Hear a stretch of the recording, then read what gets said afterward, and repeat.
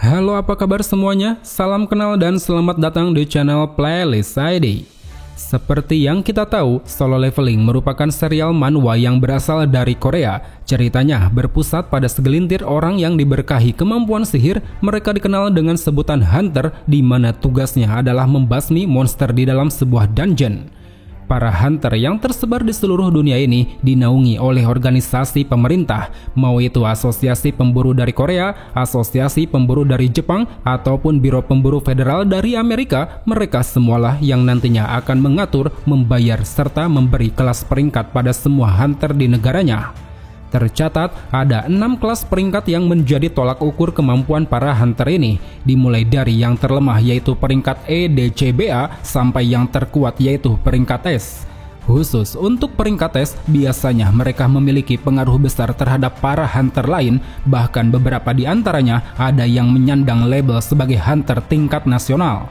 Dikatakan mereka yang mendapat label tersebut memiliki kekuatan yang jauh melebihi rank S biasa, di mana mereka mampu mengalahkan musuh-musuh yang sangat kuat, menyelesaikan misi dungeon seorang diri, atau bahkan menyaingi satuan militer suatu negara. Di luar daripada itu, di setiap misinya para hunter sering membentuk sebuah kelompok yang terdiri dari banyak tipe, seperti hunter tipe tank yang memiliki kemampuan dalam pertahanan, hunter tipe fighter yang memiliki kemampuan dalam pertarungan jarak dekat, hunter tipe assassin yang memiliki kemampuan untuk membunuh secara cepat, hunter tipe mage yang memiliki kemampuan untuk melancarkan serangan sihir berproyektil, hunter tipe ranger yang memiliki kemampuan untuk melancarkan serangan fisik dari jarak jauh, dan juga hunter tipe healer yang memiliki kemampuan untuk menyembuhkan serta memberi buff pada hunter lain. Well, teman-teman, menilik dari semua kelas dan tipenya tentu sangat menarik untuk melihat siapa saja yang termasuk ke dalam jajaran hunter terkuat. Dan sedikit kita ingatkan, nama-nama yang akan kita masukkan di sini merupakan hunter yang berasal dari Korea. So, tanpa menunggu waktu lama, mari langsung saja kita masuk ke dalam pembahasannya.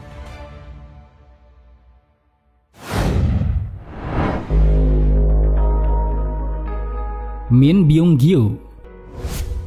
Memiliki sebuah buku mantra berwarna coklat, Min Byung-gyu merupakan seorang hunter rank S bertipe healer.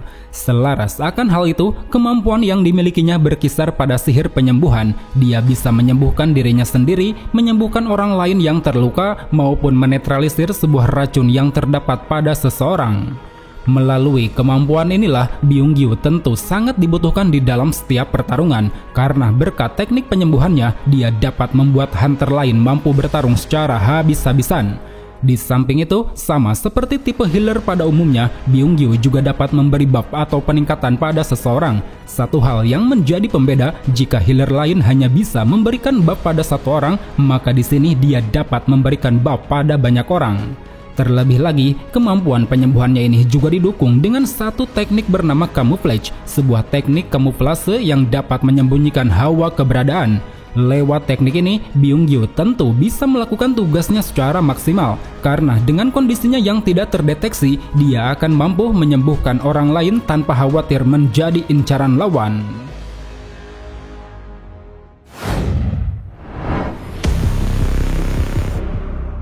Lim Tae-gyu. Sebagai mantan pemimpin guild terkuat, Lim Tae-gyu ditampilkan memiliki postur tubuh tinggi dengan sebuah jenggot tipis di dagunya. Sikapnya yang tenang, santai, dan juga pendiam seolah mencerminkan profesinya sebagai hunter bertipe ranger, yang mana tugasnya adalah membidik lawan secara diam-diam dan menembakkan serangan fisik dari jarak jauh. Untuk kemampuannya sendiri, Lim Tae-gyu memiliki sihir yang dapat menciptakan sebuah anak panah. Dia bisa melancarkan serangan anak panah tersebut menggunakan sebuah busur atau bahkan menggunakan tangan kosong. Panah-panahnya ini terbilang sangat cepat, kuat, dan tajam. Terbukti ketika misi penyerbuan gelombang keempat di Pulau Jeju, dia mampu menembakkan rentetan peluru panah yang sanggup menembus pertahanan Ratu Semut.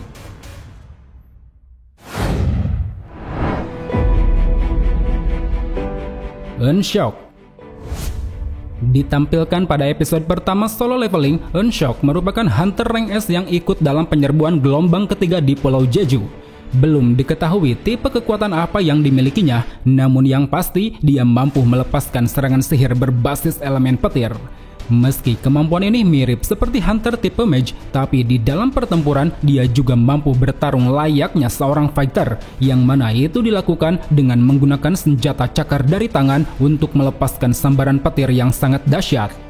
Walau belum banyak kemampuan yang ditunjukkan, tapi bisa dipastikan Eun-seok merupakan salah satu hunter rank S terkuat di Korea. Terbukti setelah kematiannya di Pulau Jeju, banyak dampak buruk yang langsung terjadi, seperti para semut yang berhasil menguasai Pulau Jeju, pihak asosiasi hunter Korea yang langsung menutup misi, ataupun Min Byung-gyu yang sampai memutuskan pensiun karena melihat sosok kuat tewas di hadapannya.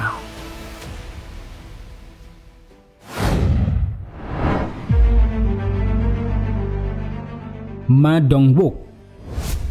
Sesuai dengan profesinya sebagai hunter tipe tank, Ma Dong-wook memiliki postur tubuh yang paling besar di antara hunter Korea.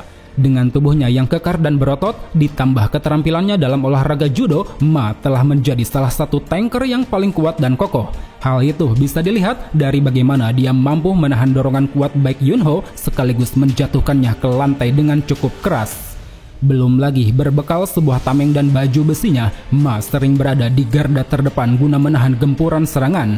Tak peduli seberapa kuat serangan tersebut, dia akan terus menahannya demi bisa memberi peluang pada hunter lain untuk dapat menumbangkan lawan. Tak hanya itu saja, Ma juga memiliki teknik perubahan bernama gigantifikasi, yang mana kemampuannya adalah memperbesar ukuran tubuh menjadi 2 kali lipat. Dalam mode ini, Ma tentu akan mampu meningkatkan kekuatan dan daya tahan tubuh, seperti ketika pertempurannya melawan Raja Semut, di mana dia sanggup bertahan walau kedua tangannya telah terputus.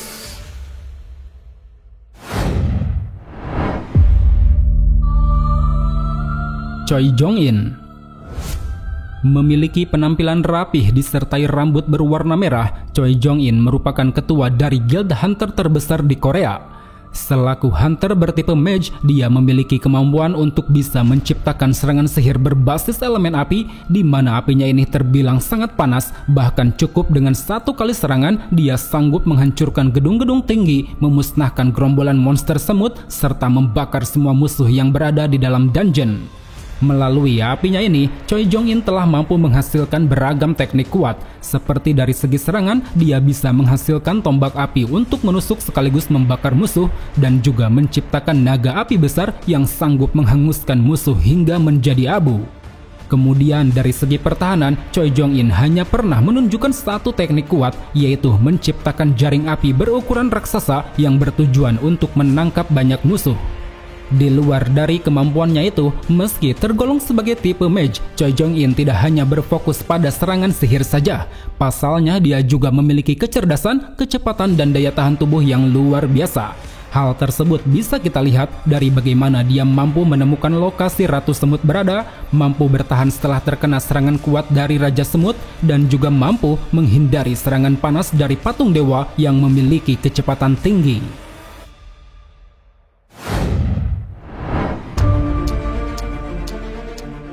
Baek Yun-ho. Sebagai ketua guild Harimau Putih, Baek Yun-ho memiliki tubuh tinggi besar dengan wajah yang terlihat cukup garang. Selaras akan hal itu, kemampuan yang dimilikinya yaitu merubah tubuh menjadi seekor macan putih. Dia bisa memilih bagian mana saja yang ingin dirubah, mau itu tangan, kaki, ataupun rambutnya.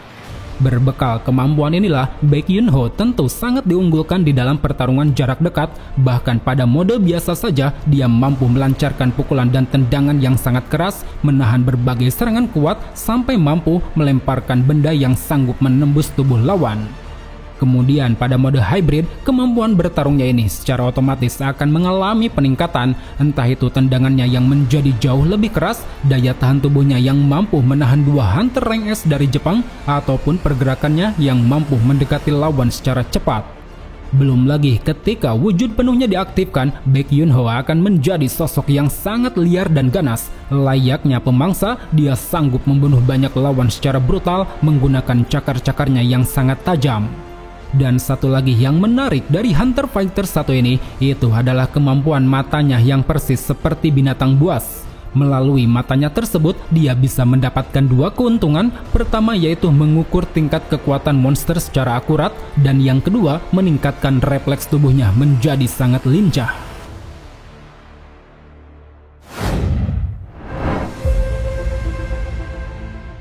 Cha Hae-in.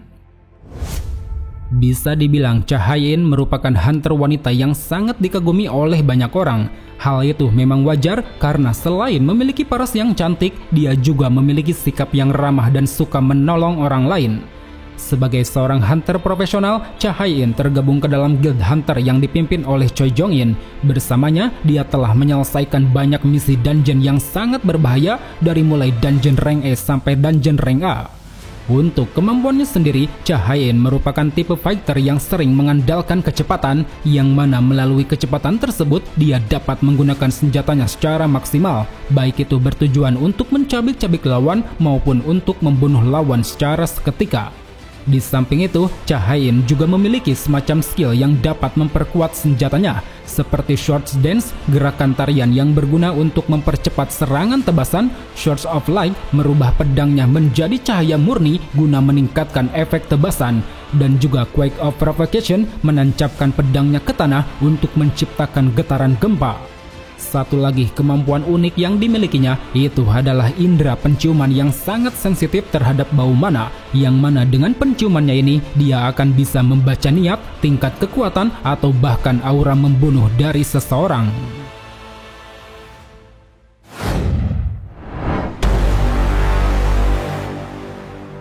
Go Gun-hye. Sebagai pemimpin asosiasi hunter di Korea, Go Gun-hye merupakan sosok yang sangat ramah, rendah hati, dan juga bijaksana. Dengan sikapnya ini, dia telah mendapat banyak sanjungan dari semua kalangan, baik itu para penduduk, hunter kelas rendah maupun hunter kelas tinggi, semuanya sangat hormat dan patuh terhadap Go Gun-hye. Kemudian berbicara mengenai kemampuan, Go Gun-hye adalah hunter tipe fighter yang handal dalam pertarungan tangan kosong. Selaras akan hal itu, serangan yang dihasilkannya pun hanya berpusat pada pukulan, yang mana pukulannya ini terbilang sangat kuat, bahkan sekelas Frost Monarch saja sampai terhempas cukup jauh. Belum lagi sebagai salah satu wadah dari serpihan ruler, Go Gun-hye tentu memiliki akses untuk menggunakan kemampuan ruler itu sendiri, seperti kemampuan telekinesis yang dapat menggerakkan objek dan juga memanifestasikan sebagian kekuatan ruler yang dapat digunakan di dalam pertarungan. Meski belum banyak kemampuan yang ditunjukkan, tapi tak bisa dipungkiri Go Gun-hye adalah hunter terkuat di Korea pada masanya. Terbukti di usianya yang sudah tidak muda lagi, belum ada hunter Korea yang mampu melampaui dirinya terkecuali Sung Il-hwan dan juga Sung Jin-woo.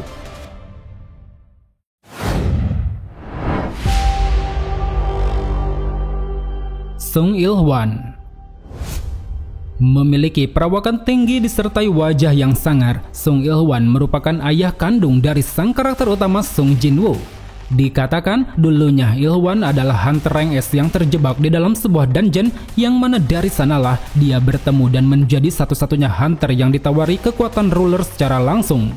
Bersama kekuatan ruler inilah, Il-hwan menjadi sosok hunter yang sangat kuat. Selain mampu mengakses kemampuan telekinesis, dia juga memiliki kemampuan bertarung yang mumpuni. Mau itu dari segi kecepatan, refleks, ketangkasan, maupun daya tahan tubuh, semuanya berada jauh di atas level rata-rata.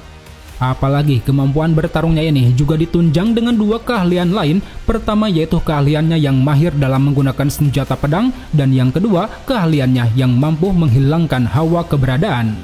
Berbekal semua itulah, tidak heran semasa hidupnya Il-hwan sanggup melewati berbagai pertarungan sengit, seperti mampu mengalahkan semua hunter Amerika di dalam dungeon, mengalahkan hunter rank S bernama Huang sampai babak belur, serta yang paling hebat, bertarung seimbang melawan dua monarch, yaitu Force Monarch dan Beast Monarch.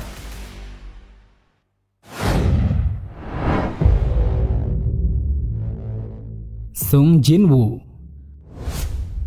Pada awalnya, Sung Jin-woo diperkenalkan sebagai hunter yang paling lemah. Bahkan saking lemahnya, orang-orang sampai menyebut bahwa dia adalah senjata terlemah umat manusia yang pernah ada. Namun siapa sangka, setelah kebangkitannya kembali, Jin-woo menjelma sebagai sosok hunter yang terus-menerus bertambah kuat. Bersama sebuah sistem yang memerintahnya, dia mampu naik dari hunter kelas A sampai menjadi hunter terkuat di dunia. Kemudian berbicara mengenai kemampuannya, bisa dikatakan Jin-woo memiliki dua kemampuan dasar. Pertama yaitu sistem yang mengaturnya, di mana sistem ini biasanya akan memberi misi tertentu pada Jin-woo, seperti berolahraga, membunuh banyak monster, ataupun menyelesaikan misi dungeon. Dengan melaksanakan perintah tersebut, selain meningkatkan kemampuan fisik, Jinwoo juga akan mendapat beberapa item yang berguna di dalam pertarungan, mau itu peralatan senjata yang memiliki harga jual tinggi, ramuan-ramuan yang dapat memberikan efek tertentu, beberapa benda seperti kunci dungeon, ataupun sebuah skill khusus seperti teleportasi. Melalui sistemnya inilah, Jinwoo mampu berkembang menjadi lebih kuat. Semakin sering dia berlatih dan semakin sering dia menyelesaikan misi dungeon, maka dia akan terus menjadi lebih kuat tanpa mengenal apa itu batasan. Lalu untuk kemampuan dasar yang kedua, yaitu eksistensinya sebagai wujud dari Shadow Monarch, yang mana kemampuannya adalah membangkitkan orang mati ke dalam wujud bayangan. Seolah mencerminkan julukannya sebagai penguasa kegelapan, di sini Jinwoo dapat memberi perintah pada semua bayangan yang telah dibangkitkan. Tak peduli dulunya mereka kawan ataupun lawan, semua bayangan tersebut akan patuh dan tunduk terhadap segala perintahnya. Bermodalkan dua kemampuan dasar itulah, tidak heran jika Jinwoo menjadi sosok hunter yang tak tertandingi. Dia seakan mencerminkan hunter itu sendiri, mau itu hunter tipe assassin, fighter, healer, tank maupun ranger, semua tipe ini terdapat pada diri Jinwoo. Well teman-teman, mungkin cukup sampai di sini saja untuk pembahasan di video kali ini. Jika ada yang salah atau ada yang ingin kalian tambahkan, silahkan tulis di kolom komentar. So, thank you for watching and see you next time.